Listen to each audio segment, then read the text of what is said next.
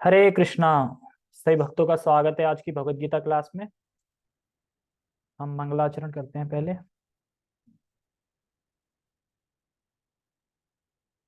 ओम अज्ञानतिमिरान्धस्य ज्ञानञ्जनशलाकया चक्षुरुन्मीलितं येन तस्मै श्रीगुरुवे नमः। श्रीचैतन्यमनोभीष्टं स्थापितं येन भूतले स्वयं रूपः कदा मह्यं ददाति सत्पदान्तिकम्। वन्देऽहं श्रीगुरो श्रीयुतापदकमलं श्रीगुरून् वैष्णवांश श्रीरूपं साग्रजातं सहगणरघुनाथान्वितं तं सजीवं साधुवेतं सावधूतं परिजनसहितं कृष्णचैतन्यदेवं श्रीराधा कृष्णपादान् सहगणललिता श्रीविशाखान्विशांश। हे कृष्ण करुणा सिंधु दीनबंधु जगतपते गोपेश गोपिका कांत राधा कांत नमस्तुते। तप्त कांचन गौरांगी राधे वृंदावनेश्वरी वृषभानुसुते देवी प्रणमामि हरिप्रिये। वाञ्छाकल्पतरुभ्यश्च कृपा सिन्धु एव च पतितानां पावनेभ्यो वैष्णवेभ्यो नमो नमः।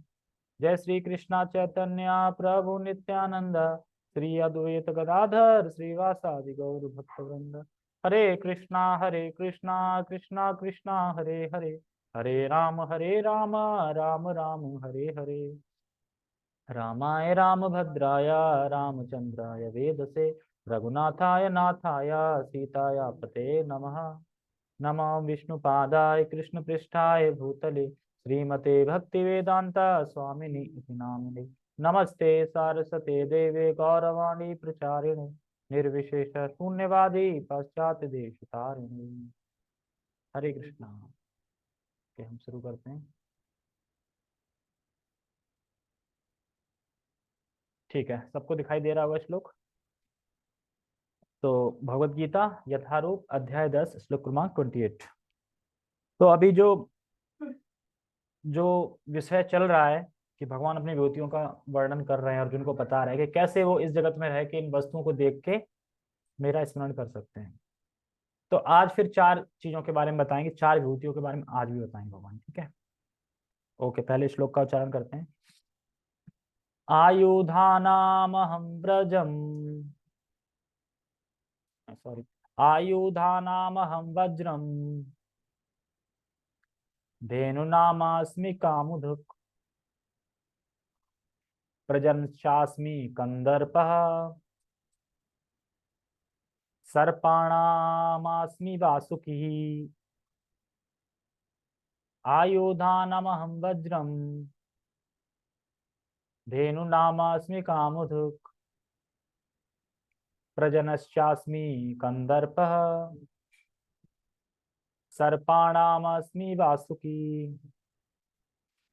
आयुधानामहं वज्रम धेनुनामास्मि कामुदक प्रजनश्चास्मि कंदर्पा सर्पाणामस्मि वासुकी। ठीक है, आयुधनाम हम वज्रम, यानी जो आयुध होते हैं, जो आयुध, आयुध मतलब होता है हथियार। हथियारों में सबसे शक्तिशाली अगर कोई हथियार है तो वो वज्र है। तो इसलिए कह रहा है आयुधानाम हम वज्रम। जितने भी हथियार होते हैं इस इंडिया में हो, मिसाइल हो, ये सब मतलब हथियार, हथियार टाइप में ना, हथियार, चाकू, भाला, पता नहीं क्या क्या होता है, उन सब में अगर कोई शक्तिशाली कोई हथियार है तो है वज्र। ठीक है, और क्या बता रहे हैं। धेनु नामास्मि कामुदक, और जो गाय है उन गाय में सबसे जो धेनुक गाय होती है, जो यानी सुरभि गाय, वो मैं हूं। तो सुरभि गाय तो सुन के ही जीभ लपलपाने लगती है कि सुरभि गाय मिल जाए और हम तुरंत मांग ले, हमें आइसक्रीम दे दो, चॉकलेट दे दो, ये दे दो, चाउमीन दे दो, गोलगप्पा दे दो। और वो दूध अनलिमिटेड है, वहां दूध की कमी नहीं, वहां दूध के लिए लड़ाई नहीं होती कभी गोलोक में कि दूध कम पड़ रहा। वहां पे दूध इतने हैं कि दूध के पूरे तालाब टाइप के ना पूरा भरे पड़े हैं। क्षीर सागर में तो पूरा क्षीर सागर है ये दूध का। ये है, ठीक है। तो दो चीज समझ में आई। हथियारों में शक्तिशाली हथियार वज्र मैं हूं, और धेनु नामास्मि कामुद का मतलब धेनु गाय में, मतलब गायों में मैं धेनु, धेनु गाय हूं। धेनु कामधेनु, सॉरी कामधेनु गाय। तो कामधेनु जो गाय है ना, काम दुख, कामधेनु गाय मतलब सुरभि गाय बोल सकते हैं। और कुछ कुछ बबुला, बबुला गाय कौन सी है? बबुला, बबुला शायद गाय है ना। ये सब गाय मतलब है, लेकिन सुरभि गाय मैन गाय है मतलब। आगे कह रहे हैं प्रजनश्चास्मि कंदर्पा। प्रजनश्चास्मि कंदर्प मतलब वह काल, वह काम, वह काम जो कृष्ण भावना भावित संतान उत्पन्न करने के लिए होता है, और इसका प्रतिनिधि जो काम, जो कंदर्प कौन होगा? कामदेव, कामदेव के रूप में मैं हूं। तो भगवान क्या कह रहे हैं? जो काम संतान उत्पत्ति, कौन सी संतान? कृष्ण भावना भावित संतान उत्पत्ति के लिए किया जाता है, वो काम मैं हूं, और उसके प्रतिनिधि कौन है? कामदेव। यानी कामदेव में मैं वो काम हूं। इंद्र तृप्ति के लिए जो काम किया जाता है वो काम नहीं बोल रहे हैं भगवान, भगवान बोल रहे हैं संतान उत्पत्ति के लिए। वो कौन सी संतान? कृष्ण भावना भावित संतान। ठीक है। आगे कह रहे हैं सर्पाणामसि वासुकी, और सर्पों में मैं वासुकी। वासुकी जानते हैं? वासुकी नहीं जानते? वासुदेव से वासुकी? नहीं, वो नहीं है, वो आगे आएंगे अगले श्लोक में। नागों में मैं अनंत शेष, नागों वाला नाग है, उस पर लेटते हैं ना, अनंत शेष। वासुकी, हाँ वासुकी बताते हैं बस क्या है। इससे पहले कुछ बात की गई थी उस पे, समुद्र मंथन हुआ था, तो समुद्र मंथन में जो रस्सी बने थे वो वासुकी थी। एक तरफ देखा ना, एक तरफ फन पकड़े थे मुंह, एक तरफ पूंछ पकड़े थे, तो वो जो इतने लंबे चौड़े जो थे वो वासुकी थे। हाँ मंथन, मंथन किया गया था। प्रलय हुआ था, प्रलय हुआ तो शायद था, उसमें भी शायद वासुकी ने, वासुकी जो प्रलय हुई थी ना, तो वासुकी ने जो नाव को ऐसे पकड़ रखा था, उसमें भी वासुकी थे। लेकिन अब मतलब वासुकी थे, लेकिन यहाँ पे जो समुद्र मंथन हुआ था उसमें तो वासुकी थे। ठीक है। वासुकी, एक बार वासुकी और एक पर्वत में युद्ध हो गया था। अब वो मुझे याद नहीं आ रहा कि बड़ा अच्छी कथा थी, वो युद्ध हो गया। वासुकी मैं बड़ा हूँ, और एक और कौन सा पर्वत था, पता नहीं कौन था, नहीं मैं बड़ा हूँ, तो दोनों में युद्ध हुआ। वो उससे लड़ रहे, वो उससे, पर नारद जी आता है क्यों लड़ रहे हैं, तुम दोनों ही बराबर हो, अपने अपनी जगह पे दोनों इंपॉर्टेंट हो। ऐसे करके फिर लड़ाई खत्म करवाते हैं। ठीक है। तो सर्पों में वासुकी हूं, तो देखो सर्प होते हैं कि नाग होते हैं। यहाँ पे भगवान सर्प की बता रहे हैं कि सर्पों में मैं वासुकी हूँ। आगे आएगा कि नागों में मैं अनंत फनों वाला नाग हूं, मतलब अनंत शेष। ठीक है। तो नाग और उसमें डिफरेंस क्या होता है बताते हैं, प्रभु जी बता रहे थे, पता नहीं, कि जो सर्प होते हैं उनके फन नहीं होता है, और जो नाग होते हैं उनके फन होते हैं ना, बहुत सारे फन नहीं होते हैं। कालिया नाग था जो, काली नाग के बहुत सारे फन थे। सर्प होता है उसका एक ही ऐसे मुंह होता है, मतलब हाँ, मतलब फन नहीं होते इस तरीके से, मतलब एक ही चौड़ा होता है ऐसे करके, फन नहीं होते ऐसे बहुत सारे। या फिर छोटा सर्प होता है, हाँ एक फन मतलब वही होता है ना, एक मुंह ऐसे करके, इस तरीके से। ठीक है। अभी जैसा भी होगा अच्छी समझ जाओ, सर्पों में मैं वासुकी हूँ। ठीक है। अब एक एक से पकड़ते हैं। आयुधानाम हम वज्रम, तो वज्र, अब कोई पूछे वज्र, वज्र किस चीज का बना था? दलिया ऋषि। हाँ, है कौन? कौन से ऋषि? ऋषि तो है, कौन से ऋषि हैं? दधीची ऋषि, दधीची ऋषि, दधीची ऋषि थे। उनके हड्डियों से ये वज्र बनाया गया था, किसका? इंद्र का। क्योंकि एक बार जब एक असुर था, मतलब पहले जन्म में वो चित्रकेतु राजा थे, चित्रकेतु ही थे ना, एक बार कंफर्म कर लूं। हाँ, चित्रकेतु जो राजा थे, किसी कारण बस वो असुर योनि में आ गए, मतलब असुर बने। तो असुर कौन बने थे? ये वृतासुर। तो जो वृतासुर था वो इतना शक्तिशाली था कि जो देवता थे सारे हथियार उन्होंने यूज कर लिए, और वो आराम से कैच कर रहा, पकड़ रहा, खा रहा, कर रहा, और है, और ला और है। तो अब देवता कह रहे हैं सारे हथियार तो यूज कर लिए, ये तो खाया जा रहा है, पकड़ लेता है। तो फिर क्या करते हैं? फिर भगवान पास जाते हैं, तो भगवान कहते हैं जाओ, एक दधीची ऋषि रहते हैं उनके पास जाओ, उनकी हड्डियों से वज्र जो बनेगा उससे इसकी मृत्यु होगी, मतलब उससे ही मरेगा। तो बताते हैं उसके बाद पहुंच गए वहां पे दधीची ऋषि के पास, कि ऐसे ऐसे वज्र बनाना है, उस राज्य से युद्ध छिड़ा है, इंद्र को युद्ध करना है मतलब, तो वज्र की आवश्यकता है, तो भगवान ने भेजा है। तो कह रहा है मैं नहीं दे रहा, मैं क्यों दूं? तो बताते हैं वो इसलिए मना किया था कि कुछ देवताओं की परीक्षा लेनी थी, परीक्षा मतलब ऐसे कुछ पहली बार में। लेकिन उन्हें क्या, वो तो दधीची ऋषि थे, वो जो नारायण कवच है, उसका उच्चारण करते थे, उससे वो इतने शक्तिशाली थे कि उनकी हड्डियों में इतनी शक्ति थी नारायण के उससे कवच से, कि उस हड्डी से जो वज्र बना उससे उस वृतासुर की उसका वध हुआ मतलब उससे। तो बताते हैं कि जैसे तैसे फिर उन्होंने अपनी हड्डियों का मतलब दे दिया, मतलब या फिर अपने शरीर को दे दिया कि लो अब मतलब। तो उसके बाद वो उससे वज्र बनता तैयार होता है। तो बताते हैं कि जब इंद्र युद्ध कर रहे थे ना वज्र लेना में, तो फिर वो डर रहे थे। क्यों डर रहे थे? आ, मतलब किस लिए घबरा रहे थे कि उन्होंने अपना गधा गधा फेंक के मारा था। जब गधा में कर गधा उसने पकड़ लिया और वापस फेंक दिया, तो अब जैसे तैसे इंद्र बचे, तो उसके ऐरावत हाथी लगा, तो ऐरावत हाथी धराशायी हो गया। अब वो डर रहा है कि मैंने अगर वज्र चलाया और बाई चांस ने पकड़ लिया मुझे, तो मैं तो खत्म। और इंद्र पता ही कि इंद्र को कितनी अपने आप की फिक्र रहती बहुत ज्यादा। मतलब फिर भी कर रहे थे, लेकिन ये विश्वास नहीं था कि ये वज्र मार देगा। लेकिन फिर भी वज्र क्योंकि दधीचि ऋषि का था, तो वो मारा गया। तो यानी अगर कोई भगवान का उच्चारण करता है, भगवान के नाम का तपस्या करता है भगवान की, तो सोचो उसकी हड्डियों में भी इतनी ताकत है, भगवान आ जाते हैं। मतलब भगवान ही मैं स्वयं मान लो ना, कहना है वज्र मैं हूँ, मतलब वज्र हड्डी, यानी ददीची ददीची ऋषि की हड्डी में हूँ, मतलब यही हो गया ना, हड्डी से ही तो बना वो, उसमें भगवान आ जाते हैं पड़ता इस तरीके से। कहाँ गए लोग, कहाँ गए? हाँ, तो ददीची ऋषि की हड्डियों से भगवान की आज्ञा से बना, तो भगवान की आज्ञा से ही हुआ ये। तो देवता लोग ददीची के पास गए थे और वज्र बना। और वज्र इतनी शक्तिशाली था कि सब फेल हो गए, तो लेकिन वज्र से अगर उसका वध हुआ, तो सोचो वृत्तासुर कितना शक्तिशाली होगा, और फिर वज्र कितना शक्तिशाली होगी, उससे वो मारा गया। तो वज्र शक्तिशाली था, फिर भी हिरण्यकश्यप को नहीं मार सकता। वज्र शक्तिशाली था ही ना, लेकिन उस वज्र से इंद्र ने हिरण्यकश्यप को तो नहीं मार पाया, डर रहे थे ना उससे। नहीं, हिरण्यकश्यप कितना शक्तिशाली था वरदान। हाँ, हाँ, वरदान तो मिला था, लेकिन वो उससे नहीं मारा जा सकता ना, वरदान भी मिला था। लेकिन वरदान तो मिला था, वरदान से पहले भी तो था ना वो, वरदान से पहले तो जिंदा था वो। हम्म, ठीक है। धेनु का काम, कामधेनु। तो कामधेनु बता रहे कि कामधेनु की जब भी बात आती है तो बड़ा दुख की बात है कि यहाँ नहीं है, लेकिन बता दे फिर भी है। बता दें कि भी 5-6 साल पहले भक्त के पास थी, जो बिना बछड़े के दूध देती थी। बिना बछड़े के दूध दे रही, यानी कुछ तो स्पेशल है उसमें। तो ऐसी गाय है। लेकिन प्रभुपाद जी कह रहे हैं कि अब नहीं है, मतलब कि अब नहीं है, मतलब वैसी नहीं है कि जो चाहो वो ले लो मांग लो। हाँ, दूध दे दी थी बिना बछड़े के, लेकिन वैसी नहीं है। तो कम से कम, हाँ दूध, चाहिए होता है दूध ले, बस और कोई चीज। कौन कह रहा है? प्रभु जी ने बताया क्या? वो क्या कभी भी दो, कभी भी दूध लो, अनलिमिटेड दूध लो, और कुछ भी लो, दूध की बात नहीं है। कुछ भी नहीं बताया, पर कुछ भी लो। सुरभि गाय का मतलब क्या है?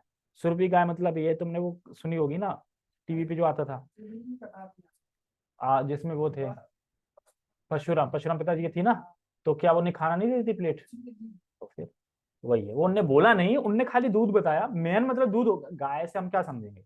गाय से खीर, गाय से हम वो तो नहीं समझेंगे कि चाउमीन दे दे और बर्गर दे दे या फिर आइसक्रीम दे दे या फिर ये सब तो नहीं समझेंगे। गाय से मतलब दूध ही तो आएगा ना मन पे, इसलिए दूध बताया। लेकिन गाय मतलब होती को हर कुछ भी चीज दे सकती, जो मांगोगे वो। सुरभि गाय, कामधेनु गाय, कुछ भी। दूध मतलब दूध तो कितना भी, कुछ भी लो, कुछ भी मांगो, बोलो कि मुझे एक थाली प्रसाद चाहिए, सीधा एकदम बन के आ जाएगा। इस तरीके से सुरभि गाय वहां पे। अब कोई सुनेगा ये तो ये कहेगा अरे फेंक रहे हैं ये। फेंक नहीं रहे हैं। जब यहाँ की गाय दूध दे सकती हैं। अच्छा, दूध आता कैसे, बनता कैसे दूध? दूध कैसे बनता है गाय का? पानी देता है और कहाँ से? दूध मैंने भागवत में पढ़ा था कि दूध खून से बनता है। जो खून होता है ना गाय का, वही खून परिवर्तित होता है दूध के रूप में, जब वो प्रेम में होती है तब, प्रेम से दे देता। क्योंकि जब जहाँ पे असुर वगैरह जो बढ़ जाते हैं, और जहाँ पे जब अपशकुन आ जाते हैं, तो वहां बता रहे हैं कि वहां पे गाय ना, मतलब गाय जो होती है ना, मतलब वहां पे ऐसे अपशकुन देखे कि गाय खून दे रही है, मतलब दूध की जगह। तो खून दे रही है, इसका मतलब वो प्रेम से नहीं दे रही है, वो डायरेक्टली खून है, खून ही आ रहा है सीधा। ऐसा नहीं है, अपन जो पढ़ते हैं ना कि वो चारा गया, वो खाया, फिर वो बन गया दूध। वो नहीं बनता, उसकी जो खून होता है वही दूध में परिवर्तित होता है। लेकिन जब वो प्रेम से देती है ना, तो वो खून दूध में परिवर्तित होता है, और फिर वो दूध बाहर आता है। इस तरीके से हर किसी का, ये सब पे लागू है, चाहे वुमेन हो चाहे पशु हो, दोनों पे खून से ही दूध बनता है। खाने पीने से तो खून बन रहा है ना, खाने पीने से खून बन रहा है और चीजें बन रही है, लेकिन वो परिवर्तित हो जाता है क्योंकि प्रेम से जब होता है तब। ठीक है, ओके, हम कहाँ पे थे? हाँ, तो सुर भी गाय। ठीक है, दूसरा क्या है? ठीक है, तो ये भगवान को बहुत प्रिय है, देखो सुरभि गाय, क्योंकि जो इंद्र थे, तो इंद्र ने जब हाहाकार मचा दिया था गोवर्धन पे, तो जब वो माफी मांगने गए थे, तो बड़ा झुक के गए थे, भगवान तो सुरभि गाय कहाँ है, आगे आ जाओ आप। सुरभि गाय को आगे कर दिया था कि ऐसे बच जाऊं, क्योंकि भगवान बहुत प्रिय है, मतलब भगवान की बहुत प्रिय है गाय, सुरभि गाय। और बताते हैं कि भगवान बिजी भी रहते हैं, कहाँ पे? गौचारण में ही बिजी रहते हैं, मतलब इसीलिए तो सारा भार किसको दे रखा है? महाविष्णु को। आप सृष्टि करो, हम खेलेंगे आराम से, ग्वाल वालों के संग खेलेंगे। और इन्हीं के, क्योंकि सबको खेलना पसंद है, देखो शरीर काम नहीं कर रहा वो बात अलग है, लेकिन खेलना सबको पसंद है। मतलब अगर घर की जिम्मेदारी ना हो, पैसा अपने आप आ रहा हो, तो क्या करोगे? खेलोगे ही ना, फिर तो खेलोगे, फिर किसी की टेंशन है? तो भगवान सारा टेंशन दे देते हैं महाविष्णु को, आप करो जो भी है, फिर वो करते हैं, ब्रह्मा वगैरह शिव वगैरह सब आगे चलता रहता है, क्षीरोदकशाई, कर्णोदकशाई, गर्भोदकशाई चलता रहता है, और वो आराम से लेके व्यस्त रहते हैं किस चीज में? बस गायों में, गाय चराने में। और सबसे बुरा हमें भैंस चराना ही लगता था, मतलब गाय हो या भैंस हो, गाँव में सबसे बुकार यही लगता था। तब पढ़ लिया होता ना भागवतम कि भगवान को सबसे प्रिय गाय हो, वो भैंस चराने में बिजी रहते हैं, तो शौक से भैंस चराते हैं।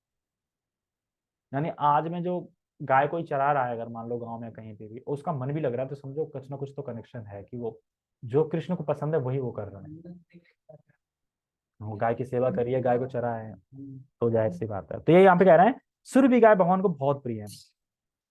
और बता रहे हैं कि इसमें जो मांगो वो मिल जाता है। इस ग्रे समोगले तो बता रहे हैं कि जो मांगो वो मिल जाता है। दूध नहीं सब कुछ, दूध ही नहीं सब कुछ, कुछ ही मांग सकते हैं, खाने पीने की चीजें सब कुछ। जैसे अक्षय पात्र नहीं था द्रौपदी के पास, खाना मिल सकता था उसमें, है ना, वो तो खाना ही देता था खाली। इसमें सब कुछ ले लो। काश की द्रौपदी ने सुरभि गाय मांग ली होती, है ना, अक्षय पात्र की जो सूर्यदेव जब आए थे ना, अक्षय पात्र की जगह हमें ना सुरभि गाय दे दो, सुरभि गाय से सब कुछ आ जाएगा, इस तरीके से। और बता रहे हैं, प्रजन प्रजन शास्मी कंदर्प। तो ये बता रहे हैं कि कामदेव, देखो जनसंख्या बढ़ाने के लिए, जनसंख्या भी कौन बढ़ा रहा है? कामदेव। कामदेव के जैसे काम उत्पन्न होता है तो बढ़ता है जनसंख्या। कौन सी संतान? जो भगवान की प्राप्ति करे, मतलब पुत्र होना चाहिए। पुत्र मतलब पूर्ण नामक जो नरक है ना, उससे उससे मतलब मुक्त करा दे, उसमें ना गिरने दे, उसको बोलते हैं पुत्र। तो जो पुत्र को जन्म दे रहा है वो काम कृष्ण है, लेकिन जो बेटे को, लड़के को जन्म दे रहा है वो कृष्ण नहीं, कि जो और नरक में डाल दे, वो नहीं। और आता है वासुकी सर्प, नीचे क्या है? सर्पाणामस्मि वासुकी। पढ़ लेता हूं सब। मैं हथियार में वज्र हूं, गायों में सुरभि, संतति उत्पत्ति के कारणों में प्रेम के देवता कामदेव, तथा सर्पों में वासुकी। अब देखो, जो प्रेम उत्पन्न कराने वाले कामदेव हैं वो कृष्ण है, लेकिन ब्रह्म संहिता में क्या कहते हैं? कंदर्प कोटि कमनियम विशेष, ऐसे करके कुछ। कंदर्प कोटि मतलब, कंदर मतलब कामदेव। तो कंदर्प कोटि मतलब दुनिया भर के जो कामदेव हैं वो भगवान में समाये हैं, मतलब कि एक कामदेव इतने खूबसूरत हैं कि कोई हो नहीं सकता यहाँ पे, ठीक है। और भगवान में करोड़ों करोड़ों कामदेव की खूबसूरती है उनके पास, तो बहुत खूबसूरत है। जैसे कि छोटे सर्प होते हैं, एक बड़े बहुत सर्प होते हैं, तो यहाँ पे इनकी जो लीला आती है समुद्र मंथन में आती है। तो बताते हैं कि जब देवता लोग जो थे, आज मैं किसमें पढ़ रहा था कि सुन रहा था? हाँ, जब देवता लोग बलि के पास गए थे कि हम समुद्र मंथन करते हैं, तो जो कुछ भी निकलेगा आधा आधा बांट लेंगे, ऐसे करके। तो बलि कहते हैं, अच्छा मैं क्यों करूं, मुझे अमृत की क्या जरूरत है, मेरे गुरु हैं जो शुक्राचार्य, उनको तो मृत्यु का कौन सा था, कौन सी मंत्र था जो आता था ना कि मरने के बाद जिंदा कर देंगे वो? कौन कह रहा नहीं? बलि एक बार मर चुके थे ना, जिंदगी तो करे दोबारा शुक्राचार्य। कौन सी लीला में? जैसे पहले देवताओं से हार गए थे, वो फिर मर गए थे।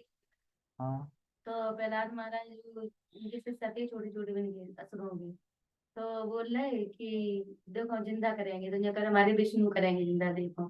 तब उनके से नहीं भाई, इनके से हुए।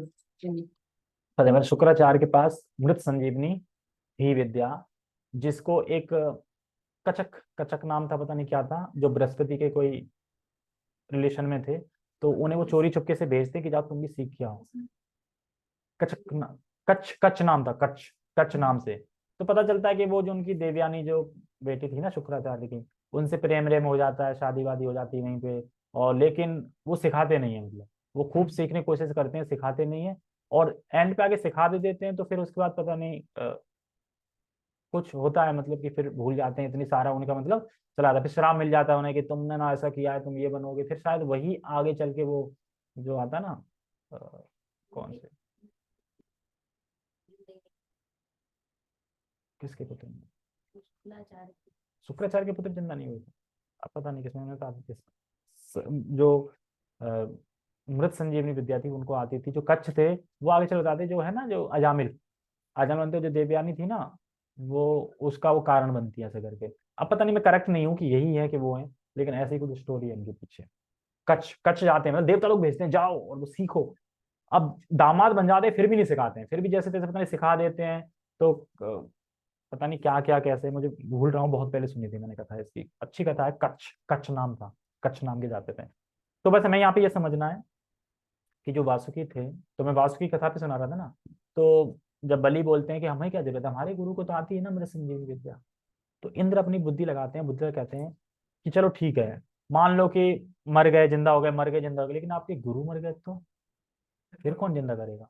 अरे हाँ ये तो सही है, चलो करते हैं फिर दोनों फिस्सा सारी सेना जाती है वासुकी के पास। वासुकी कहाँ रहते हैं? पाताल में, सबसे नीचे, कि ऐसे ऐसे भगवान ने बोला है आपकी जरूरत है, मतलब आपकी जरूरत है, आप चलो। किस लिए? कह रहे आपको ना वो समुद्र मंथन है ना, वो पर्वत है, मेरू पर्वत है, कौन सा मेरू पर्वत होती है, वो पर्वत मेरू पर्वत है, कौन सा पर्वत है? ऐसे ही कुछ पर्वत का नाम, मंदिराचल है, पता नहीं, मंदिराचल, ऐसे ही। ये तो मेरू होगा या मंदिराचल होगा, मेरू तो शायद वो है ना जो लंबा वाला है। हाँ मंदिराचल पर्वत होगा। तो उस पर्वत को समुद्र पे रख के मंथन करना था, ऐसे घुमाना था ऐसे करके। अच्छा, तो रस्सी नहीं मिल रही ना, तो भगवान ने आपके लिए बोला है। तो कह रहा है मैं क्या मरना है क्या मुझे, मतलब मरना है मुझे, जो मतलब वहां जाके मुझे ऐसे करके ऐसे भी नहीं कि एक बार खींच लो, आप लोग ऐसे अंटा लगा के ऐसे खींचोगे, और वहां पे मैं पिसूंगा ऐसे, तो मेरे तो छाले पड़ जाएंगे, पिस जाऊंगा मैं। अब भाई ऐसी हार्ड सेवा मुझे नहीं करनी भगवान की। तो कुछ लोग होते हैं ना कि ज्यादा अगर कर दी सेवा दे दो, तो फिर कौन से कौन कवरेज क्षेत्र से बाहर चला जाता है, फिर पता मिलती प्रभु जी वो थोड़ा प्रॉब्लम हो गई, नहीं आ पाया। क्यों? क्योंकि थोड़ा टफ सेवा मिल गई। तो उनको भी टफ सेवा मिल गई थी। तो भगवान कहते हैं अरे तुमने गीता में पढ़ा नहीं मैंने क्या लिखा है? क्या लिखा है गीता में? गीता में ये लिखा है मैंने, गीता में लिखा है सर्पाणामस्मि वासुकी, सर्पों में मैं वासुकी हूँ, यानी मैं तुम्हारे कण कण में समा जाऊंगा, और तुम्हें बिल्कुल भी पीड़ा महसूस नहीं होगा। तो उसके बाद कहते चलो ठीक है भाई, अब सेवा करनी तो चलो, अब सेवा करके पहुंच गए। एक ऐसी चक्कर लगा ही पाया था कि मंदराचल में अब नीचे कुछ था नहीं टिकने के लिए, वो समुद्र में चला गया। समुद्र चला गया तो वासुकी का अलग, राक्षस अलग, देवता अलग, सब पड़े अलग अलग। कह रहे ये फिर भगवान के पास गए। भगवान कह रहे एक बात बताओ, मैंने आइडिया दिया कि तुम मंथन करो, ठीक है, मैंने ही वासुकी के लिए बोला, ठीक है, मैं ही मंदराचल पर्वत उठा के लाया, सब कुछ तो मैं ही कर रहा हूँ, तुम कुछ करोगे कि नहीं करोगे? तो कह प्रभु जी हमें तो बस एक ही चीज करना आती, प्रार्थना। कह रहे ठीक है यार, मैं ही, चलो मैं ही। फिर कच्छप कौन से अवतार में? कूर्म, कूर्म कौन सा? कच्छप, कछुआ, कछुए का फिर अवतार लेके फिर वो उस पे आ जाते हैं, फिर उस पे पर्वत रख के फिर रगड़ा जाता है ऐसे करके। यानी सारा कुछ भगवान ने किया, बस ये तो निमित्त बने देवता हुए, है ना, इस तरीके से। तो ये वासुकी हैं। और बताते हैं कि वासुकी, वासुकी की पुत्री भी थी जिनका नाम था उलूपी, और उलूपी से शादी हुई थी अर्जुन की। जब वो जाते हैं ना, जब ये था ये कि जो पांच पांडव थे, तो उनमें ये सब शर्त लगी थी, शर्त नहीं लगी थी, मतलब बात हुई थी कि जब द्रौपदी के साथ कोई एक होगा, उस टाइम पे कोई दूसरा नहीं आएगा, मतलब जब एक साथ होगा तो। और अगर कोई आ गया तो उसको फिर एक साल के लिए, एक साल या 2 साल जो भी है, बाहर जाना पड़ेगा वन में से। तो अर्जुन को कोई हेल्प मांगने आता है ऐसे करके, तो वो अपनों का बाण वगैरह वहीं अंदर रखे रहते हैं, युधिष्ठिर होते हैं द्रौपदी के साथ, तो वो चले जाते हैं वो। तो फिर उस चले जाते हैं, उसके बाद तो हेल्प करते हैं, फिर वो घर से निकलने लगते हैं, तो ये दूसरे मना करते हैं कि नहीं यार तुम छोटे हो, कोई बात नहीं, और तुम काम के लिए आते, कर नहीं, जो टर्म कंडीशन है वो तो है। तो फिर उनकी शादी होती है 3 दिन, एक लोपी मिलती हैं, फिर एक गांव में एक प्रदेश में और एक राज्य में एक मिलती हैं, जिनसे बब्बू वाहन होते हैं। हाँ नाग की पुत्री थी, वासुकी की पुत्री है उलूपी, उलूपी से शादी हुई थी फिर अर्जुन की, इस तरीके से, ठीक है। तो ये सब चीजें हैं, तात्पर्य पढ़ते हैं, समझ में आ रहा है? पूछूंगा। वज्र सचमुच अत्यंत बलशाली हथियार है और यह कृष्ण की शक्ति का प्रतीक है। वही मैंने बताया, जब वृतासुर से इंद्र लड़ रहे थे वो डर गए थे ना, ये वही वाला है यहाँ पे ऐरावत में। हाँ, श्रद्धा नहीं होती उसे। वैकुंठ लोक में स्थित कृष्ण लोक की गायें किसी भी समय दुही जा सकती है, यानी अनलिमिटेड दूध, कभी भी किसी भी समय दुही जा सकती है, और उनसे जो जितना चाहे उतना दूध प्राप्त कर सकता है। निसंदेह इस जगत में ऐसी गाय नहीं मिलती, किंतु कृष्ण लोक में इनके होने का उल्लेख है। भगवान ऐसी अनेक गायें रखते हैं जिन्हें सुरभि कहा जाता है। कहा जाता है कि भगवान ऐसी गायों के चराने में व्यस्त रहते हैं। क्यों व्यस्त रहते हैं? क्योंकि उन्हें अच्छा लगता है, वो यही कार्य है। और फिर सृष्टि कौन कर रहा है? तो महाविष्णु को दे रखा है बस। कंदर्प काम वासना है जिससे अच्छे पुत्र उत्पन्न होते हैं, यानी जो अच्छे पुत्र उत्पन्न होना है वो काम वासना कौन है? वो कृष्ण है। जो इंद्र तृप्ति के लिए काम वासना है वो कृष्ण नहीं है, यही बता जा रहा है। कभी कभी केवल इंद्र तृप्ति के लिए संभोग किया जाता है, किंतु ऐसा संभोग कृष्ण का प्रतीक नहीं है। अच्छी संतान की उत्पत्ति के लिए किया गया संभोग कंदर्प कहलाता है और वह कृष्ण का प्रतिनिधि होता है। इसमें प्रभुपाद जी ने वासुकी का नहीं लिया है, खाली टेक्स्ट में बता दिया वासुकी सर्पों में वासुकी। ठीक है।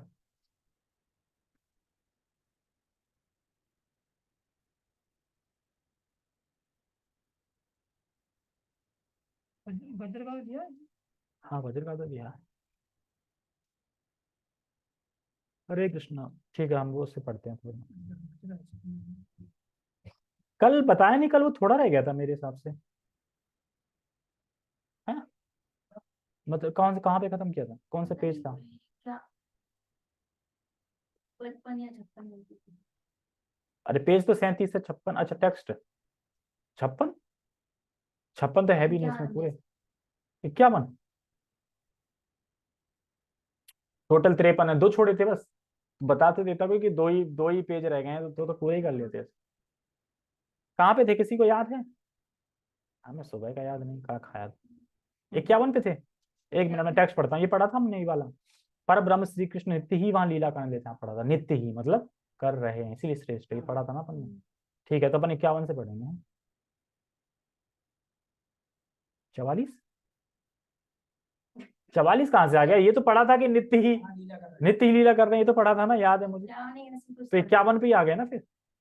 ये 50 पढ़ा था, ये पढ़ा नहीं थी हमने ये वाला। पर ब्रह्म श्री कृष्ण नित्य ही वहां लीला का आनंद लेते हैं, इस कारण यह अन्य सभी तीर्थों से श्रेष्ठ है। मैंने बताया था ना क्यों श्रेष्ठ है भगवान, क्योंकि भगवान यहाँ कर रहे हैं और कहीं तो लीला कर नहीं रहे। ये चीज बताई थी। तो 51 से पढ़ते हैं। वृंदावन धाम की जय, मथुरा धाम की जय। मथुरायाम प्रकुर्वन्ति पुरी साधारीशम, ये नरा सते अपि विज्ञेया पाप शिरभिर अन्वितः।